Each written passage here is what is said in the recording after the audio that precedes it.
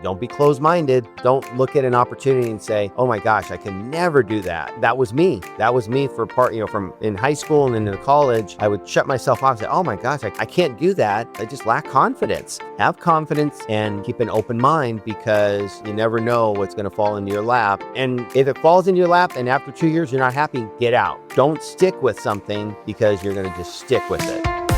Hi, everyone, and welcome to Path Found, the podcast about the real, messy, unexpected journeys that lead us to the work we love. I'm Monica Argandonia, and every week I talk with someone whose story proves there's no single right way to build a meaningful life.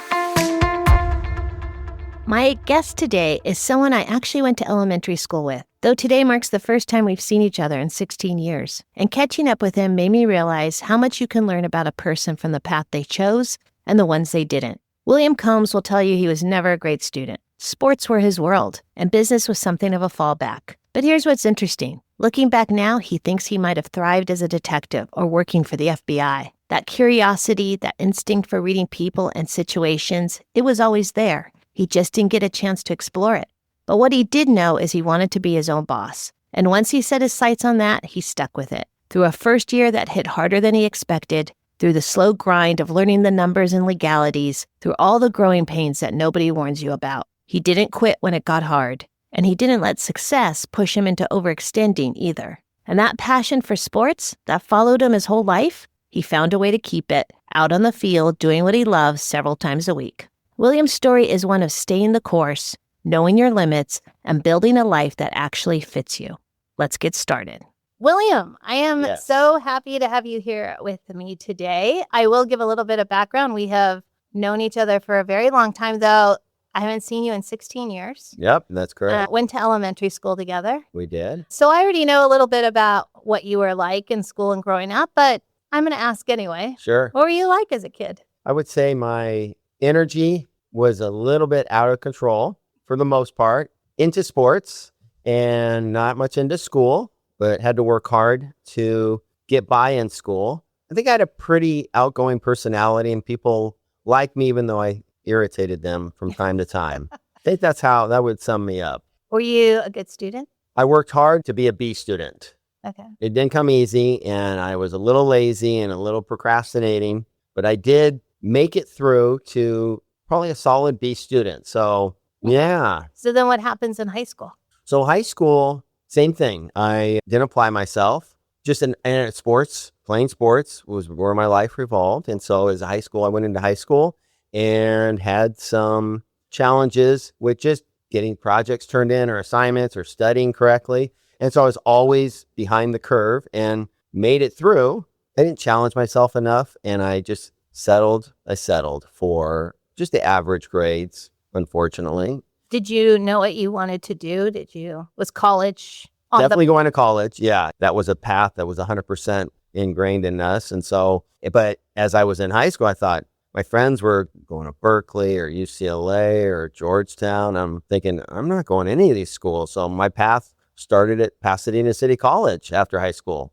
I had to go there for a year because I didn't apply myself in high school. And that's okay. So I did Pasadena City College for a year before transferring out to Cal Poly Pomona. What'd you major in? The hotel restaurant management program at Cal Poly Pomona was my major. In my head, I always thought I could be my own boss. I can have a business, but that wasn't 19 years old. That's not going to happen. And so I was in the restaurant business as a bartender and server. And so going into school, I thought it's going to give me some business, real good business foundation, but then with a focus in the restaurant and hotel. But I mean, the hotel industry wasn't going to be my direction. It was going to be restaurants. And that's why I chose that as a major. So you liked the major then? I really enjoyed it. Yeah. The program there is top notch from, when we look around, like UNLV has a really great program and then you go across the country. But for California, Cal Poly Pomona has a really excellent reputation for their hotel restaurant management program. The faculty was great.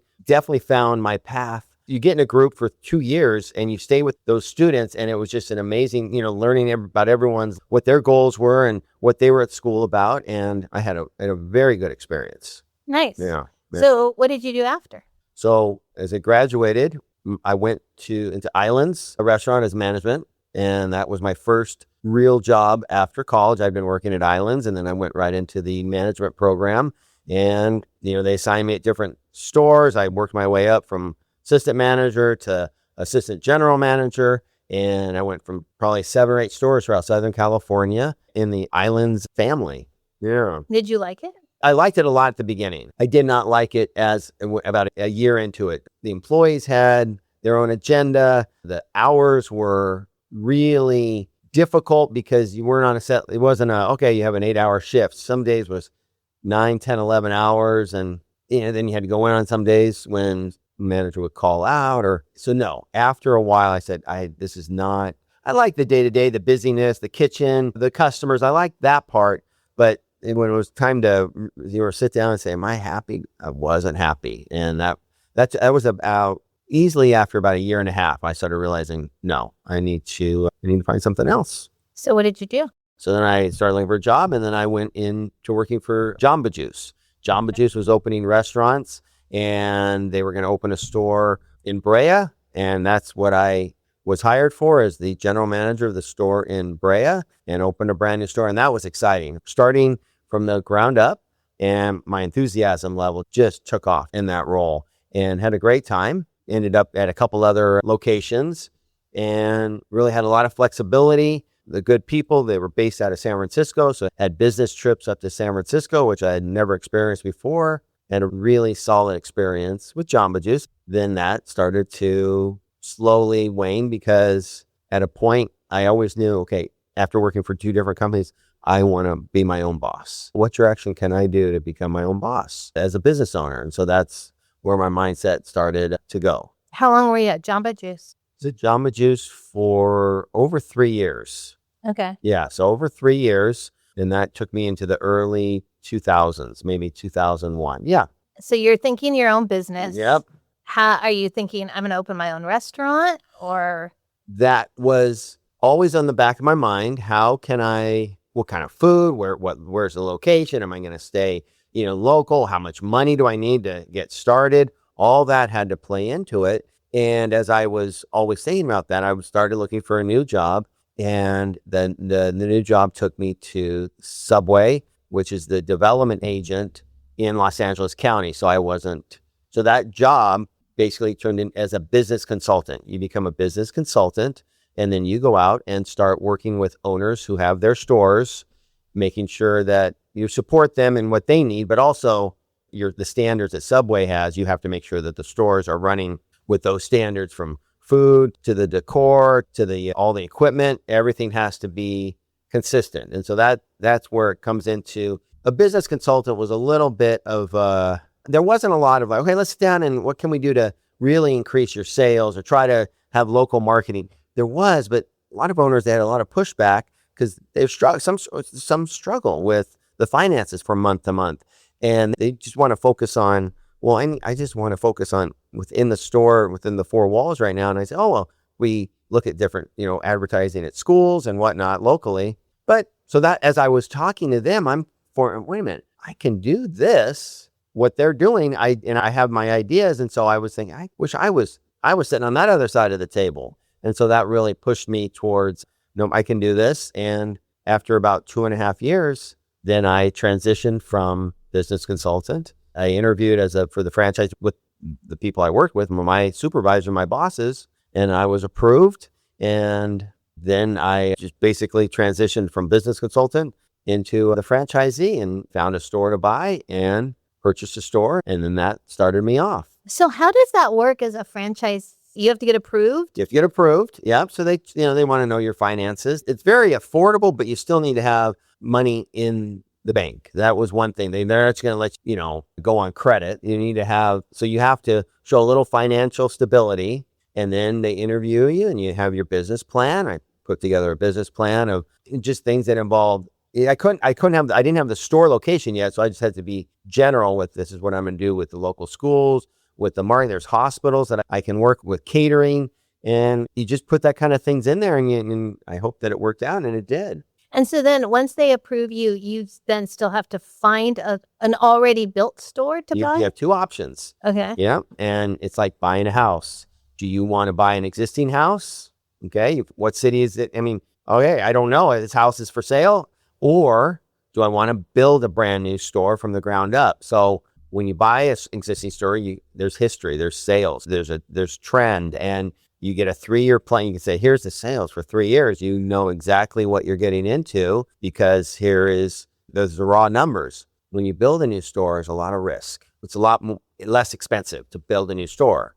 Okay. Because when you buy a new store, the owner is selling his sales. He's saying, here's what our sales are every year, and I'm going to set my price based on my sales that you're going to pay. So it could be, sometimes it could be $150,000 or $200,000 difference of buying a new store. Buying an existing store or building a new store. But after talking to a couple franchisees that I had consulted with, they said, I think it's better for you to buy an existing store. That was their advice. And I went, because some of the owners had been there, 8, 10, 15 years. I trusted them.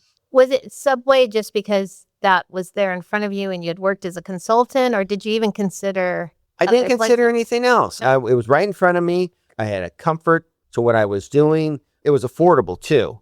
There are other franchisees that you can get into that are a lot more expensive. So that was a very affordable entry price. And I wanted to do restaurants as opposed to, there's other franchises that you can get into, but I wasn't comfortable with that. And so I didn't look at any other franchise. I just said, this is what I want to do. And I'm comfortable. And with that comfort and that experience I had for the couple of years, I went for it. And so when was this first purchase? First purchase was 2004. So you were 34. So 34, you are now a business owner. Correct. One Subway. Correct. And how did that go? So it was not as smooth for the first year as I thought it was going to be. I thought I didn't have an ego, or I wasn't coming in there with this huge, I'm going to do it. This is going to be successful. I think what I tried to do was just have a even balance of expectations and confidence. As the costs come in every week and every month, tax permits and sales tax and just your electric bill every month, and then payroll. And then you're looking at the food you're bringing in, and then you get bills from LA County, just, waste and disposable. All this stuff started coming. I wasn't really, that was where I was naive. I didn't expect that. And I just thought, look, we're going to give really good service, have a good staff, and customers are going to start to get, and they're going to like that. Well, I hit the ground too hard. I should have slowed down a little bit because I increased the amount of people that were working on a shift. And all of a sudden, after a couple, I'm like, boy, that's on my labor. The dollars are going to that, and the sales aren't coming in. Those were my growing pains early on. Yes. So even as a consultant, I didn't see that. I saw, you hear some of these stories, oh, these are great sales and should be easy to cover all these expenses and still, make a really nice profit. But that wasn't the case because the store I actually bought was a lower volume store, but I got a good price. So my goal was, okay, now I'm going to take that and increase the sales. So how long did it take you to figure all that out? So it was about into the second year when I really became comfortable with the finances, really had a month-to-month P&L in front of me. So profit and loss. So I could say, okay, where can I be better? And because of that, about 1.5 years, I said, boy, this is turning. It turned the corner. I could see the profits increasing. I could see the sales increasing, but just sales increasing doesn't mean profits increasing. Sales increasing, now you have your expenses increase with all the purchases you still have to do. But I was able to figure out where I needed to focus on, and that's where it turned about 1.5 years. How many hours a week are you working? So at that time, I was in the restaurants probably 35 to 45 hours a week. There were times I found out that my day staff was usually stronger than my night staff. So, and I wasn't going to be there from 9 a.m. to 10 p.m. every day. So I started transitioning my routine more into the evening. So I'd be there more in the evening because some of the staff struggled and it was slower. And so it was just a different component that I had to realize because my day crew, it was busy and they were fine. And I tried not to micromanage. I tried to just step back and let them, there's always expectations. There's always standards that I would put in place. And that's what I liked. I could say, okay, here's the standard with, at this time of the day when customers are here, this is what we're going to be doing. This is the focus. And I liked doing that and implementing it. And letting them go with it. And then every couple of weeks, I'd have to remind them. Remember we talked about this 3 weeks ago? And I know that's one of the biggest hurdles is it's a lot of reminders. You think, okay, I'm going to say it 2 or 3 times. This is the standard for just basic customer service. And, but why are you not? We just talked about this 3 weeks ago. How have you forgotten? Just little things. But I have to let certain things go. You're gonna implode if you got to just let things go. That's what I learned. So about year 3 or 4, and that's where I was feeling very confident. You still have that store? I still have that store. Yeah. So that's what you're doing. That's what I'm doing. It's the only one? The only one. Okay. Yeah. Yeah. At one point, I was with a friend, and we were deciding on expanding together, moving up to 2 or 3 stores. He had one store, I had a store. We started to merge our businesses together. So we were working together for a while because our goal was to get to a 3rd store. It's very difficult when you have more than one. It almost becomes 2 full-time jobs, then 3 full-time jobs. A lot of the franchisees and Subway that are successful, it's family run. So you have, brother and father, you have, the kids, and that really helps. But like one person, it's very difficult. You get done with one store, and then all of a sudden you have a whole nother store. So as we were deciding that, we said, we're going to stick with just our own stores. And that was fine. And I was, because I didn't want my job, I didn't want this to be my entire life. I wanted flexibility. I wanted balance, and with family and the kids and sports and all their activities, that's how I was able to find balance. So you picked up major right off the bat. Right. And you stuck with it. I stuck with it. The fact that it had a lot of business, if I didn't go into the hotel restaurant management program for my major, I would have gone into, just business management. That's where I felt comfortable with. That's where, I wasn't into, I wasn't engineering or that line of a career, but business I could get my hands around. So I stuck with it. Do you look back and think you wished you had done something else? You maybe not Subway, maybe a different. Oh, I have reflections. Yeah. Like back in high school, I do that. And I say, if I had really applied myself, when you think about goals and think, what would I have liked to do? I would have liked to gone into more of the criminal world of like the FBI or a detective. Back then it wasn't even on my radar. I was just trying to figure out what I was going to, and then business was a fallback. When I have reflection, I go, boy, that would have been an interesting career if I'd gone that way, but I never thought about it back then. Right. So it's irrelevant, but. So you're going to keep this Subway indefinitely? Yeah. Just until, it's still doing well. Doing well. Yeah. It's, the economy is, things have changed drastically in the, several years, from COVID to the minimum wage increase to costs of everything. Everything goes up. And I don't have illusions of grandeur. I don't say, oh, we need to hit these sales every week. What are we going to do? And just push. I just go at a slow pace. I realize there's going to be ebb and flow. The November, December months of the business are always comes really back to almost breaking even from week to week. Really? Those are the slow months. People's lives change in November and December, and the weather. I manage those months. And then once we break into the middle of January, people's routines go back to normal. And that's where it goes with. But yeah, that's one store. I have no plans on selling or moving on. So if you were giving advice to a young person thinking, hey, this is an industry I want to get into, maybe I want to be a franchisee owner, or there's certain things that you did along the way that you think helped. What would you tell people today?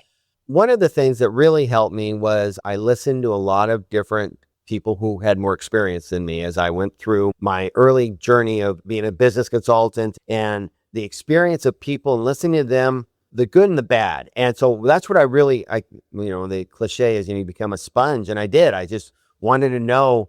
One of the things I was like, how did you pick your location? So who knows where I would have ended up. If I didn't listen to them, maybe I would have said, oh, there's a great store, out in Glendale. Well, that would have been feasible for me, living down in Orange County. So, I might have made that big mistake. I don't know, but I listened to the more experienced franchisees, and I didn't rush into decisions. Did you do internships? I didn't know. I did not do any internships. That wasn't part of the college program, huh? There was the program. You work the restaurant. They have a restaurant at Cal Poly, and you work that for a quarter. So yes, that I guess was an internship as you said, but it was very quick. We ran the restaurant for a quarter, my group, and the back of the house, the front of the house, the kitchen, the dining room, all the reservations, and of course, the accounting. We would go through all of that. But it was a very short internship and it was fine, but that was my only really internship experience. What do you like best about it? Well, I like the flexibility. I like being able to own a business. It's 7 days a week. It's open 15 hours a day. That can be very stressful. That can be very trying, but I've learned to, like I said, not micromanage. And so because of that, I'm able to have a very flexible life and gives myself the chance to not be overwhelmed by the business, because I've seen some franchisees who are, they think, well, I'm just going to be at the store all the time and save on that labor. And I've learned health-wise, I think mentally you're going to break down and stress. And so I never wanted to do that path. I didn't want to, wasn't going to be there 10, 12 hours a day. And so that was a decision I made that was beneficial to me. I stand by that even today. I think it was the right choice. What do you like least about it? Well, I think you have employees that are, this is a means to an end. It's, paying their cell phone bill.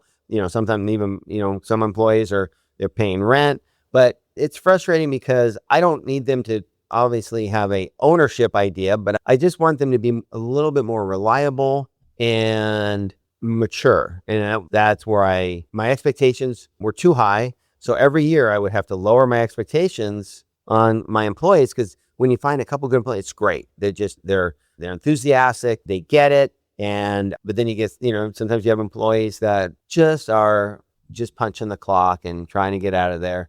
So that is one element that really is stressful. You give you a phone call 10 minutes before their shift, I'm not coming. That's where the stress comes in, because at Subway, you don't have 5, 6, 7 people at certain stores working a shift. So you can't absorb a person not coming. I mean, sometimes it's just two people.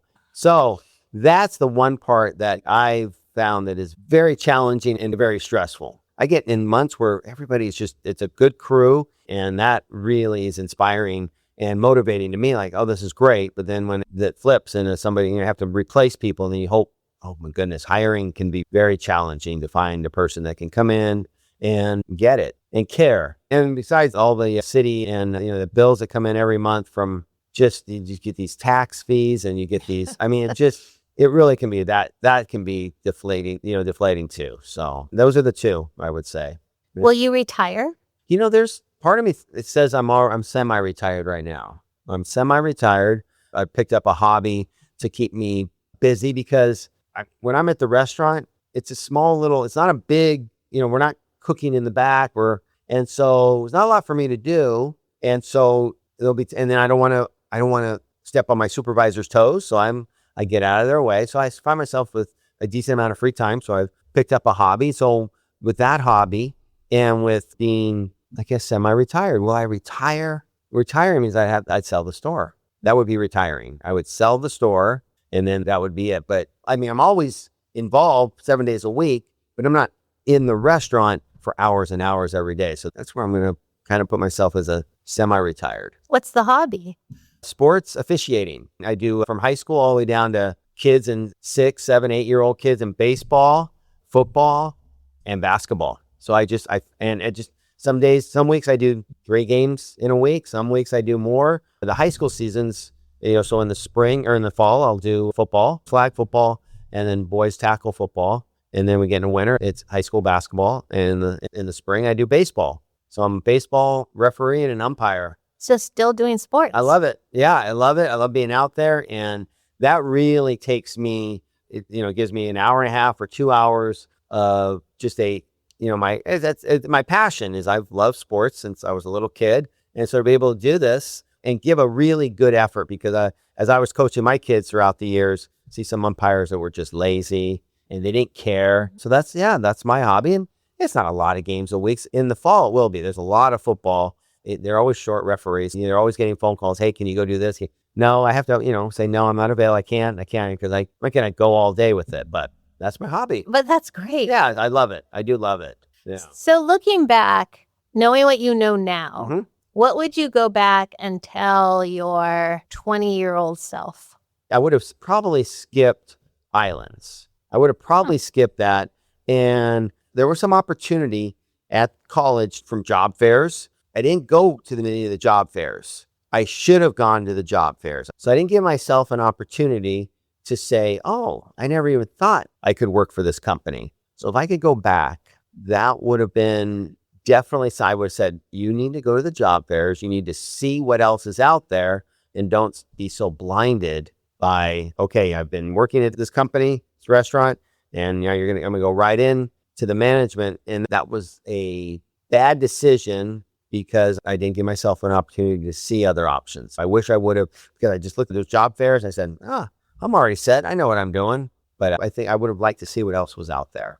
So going off of that, then, what would you tell a college student today in any field? Yeah, in any field. Well, number one, I'm not going to sugarcoat it. It's hard. It's very hard to know where your path is. But I would definitely tell them, don't be closed-minded. Don't look at an opportunity and say, oh my gosh, I can never do that. That was me. That was me for from in high school and into college. I would shut myself off and say, oh my gosh, I can't do that. I just lack confidence. So I would tell them, have confidence and keep an open mind because you never know what's going to fall into your lap. And if it falls into your lap and after 2 years you're not happy, get out. Don't stick with something because you're going to just stick with it. That would be my advice. I like that. Yeah. Well, Liam, thank you so much. You're welcome, I Monica. appreciate your sharing your story. Well, I'm glad you thought of me, and I'm glad that I was able to share my story. Thank you so much for listening to Path Found. If anything we talked about today connected with you or gave you a new perspective, we'd love it if you subscribed, left a review, or shared the episode with someone you care about. You can also find us on Instagram at Path Found Podcast. To explore more stories, resources, and ways to get involved, visit KeystoneNetwork.org. This podcast is just one part of the journey. At Keystone Network, we're helping young people and anyone figuring it out as they go build meaningful futures one step at a time. A huge thank you to my podcast editor, David Strutt. You can find him on LinkedIn for helping bring these stories to life, and to Elizabeth Miner at Silvermine Creative for the beautiful artwork and web design. And if you're on your own path, navigating the unknown, making a pivot, or simply figuring it out as you go, just know you're not alone. The route may not be linear, but there's always a way forward. I'm Monica Argandonia, and I'll see you next time on Path Found.